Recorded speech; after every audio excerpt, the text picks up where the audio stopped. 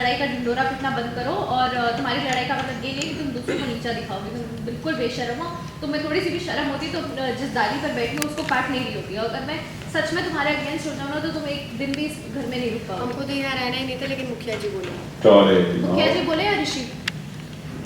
ऋषि भी बोल रहे, ऋषि सरीबा भी बोल रहे थे, पर मुखिया जी हमको वादा दिए थे और उनका वादा हम निभाएंगे। हम उनको भी अपने बाबा समान मानते। और किस किस को अपना बाबा मानोगी तुम? चार कितनी बड़ी बात कह दी संजीव जी इन्होंने। सॉरी, लिस्ट बना ली है क्या? आप है ना हमरा ही अपमान मत कीजिए, ठीक है? आप हमरा ही अपमान नहीं कर सकते, ठीक है? हमारी अम्मा आपको यूज नहीं की है, ना ही आपका घर तोड़ने का कोशिश की है, ना ही हम आपका घर तोड़ने का कोशिश की है, और हमको आपसे कुछ नहीं चाहिए।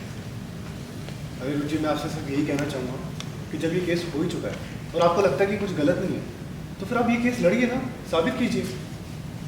और एक चीज़ और, अदिति का इस केस से कोई लेना नहीं। दादा भाई आप कैसे बोल सकते हैं सब कुछ?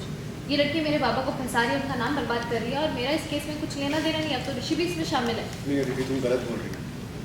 ऋषि उसमें शामिल नहीं है, वो सिर्फ जनक की हेल्प कर रहा है। तुम्हारे बाबा को फंसा नहीं रहा है वो। देखो, तुम सिर्फ अपना साइड देख रही हो, तुम ऋषि का साइड ही नहीं देख रही हो।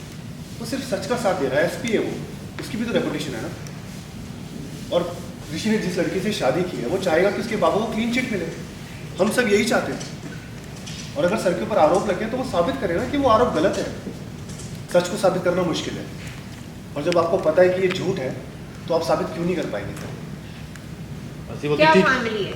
मैं ही पागल थी, मैं तुम्हें कह रही थी यहाँ पे आके रहो अपने ससुराल में, और ये देखो कैसे लोग हैं। हाँ, मैंने इसे मना किया था करने के लिए, लेकिन अब मुझे लगता है सही नहीं है बस।